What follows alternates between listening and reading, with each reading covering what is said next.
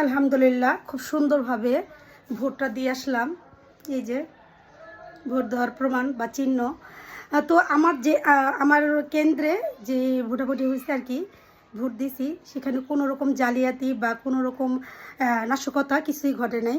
আলহামদুলিল্লাহ খুব সুন্দর সুষ্ঠুভাবে এবারে নির্বাচন হয়েছে। গর্বিত আসলে, বুকে হাত দিয়ে বলতে পারি যে আমরা কিছুক্ষণের সময়ের জন্য মনে হইতেছে স্বাধীন দেশে আসছি আর কি।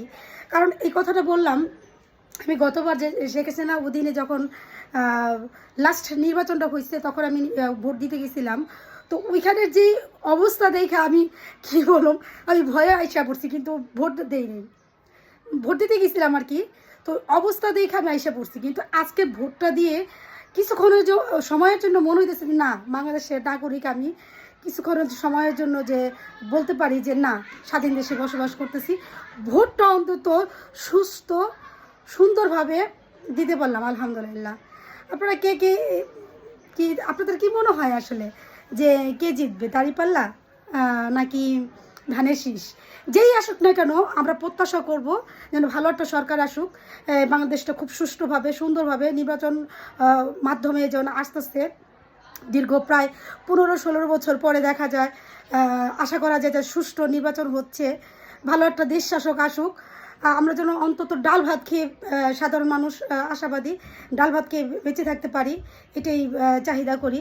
কারণ আমরা দিন শেষে কী করবো, যেই জিতুক না কেন, দাঁড়িপাল্লা জিতুক বা ধানের শীষ জিতুক, আমাদের ঘরে এসে কিন্তু কেউ রোজগার করে টাকা দিয়ে যাবে না, বা একবেলা দুমুঠো ভাত মুখে তুলে দিবে না। আমাদেরকেই নিজেদেরকেই কাজে নিজেদের যেই কাজটা কর্ম করে কিন্তু আমাদের খেতে হবে।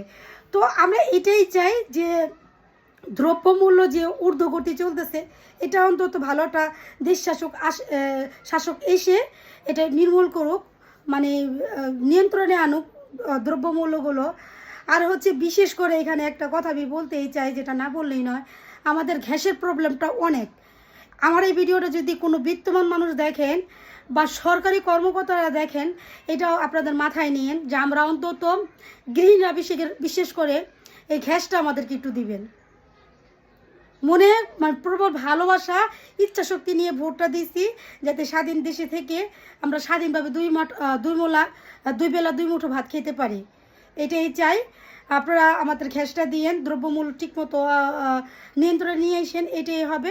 আর সুন্দরভাবে দেশ পরিচালনা করেন, যেই আসেন না কেন, এটাই আশাবাদী। Thank you so much. সবাই অনেক ভালো থাকবেন, ভালোবাসা বিরাম। সবাইকে অনেক ধন্যবাদ। সুন্দরভাবে বাংলাদেশে সুষ্ঠুভাবে নির্বাচন হলো।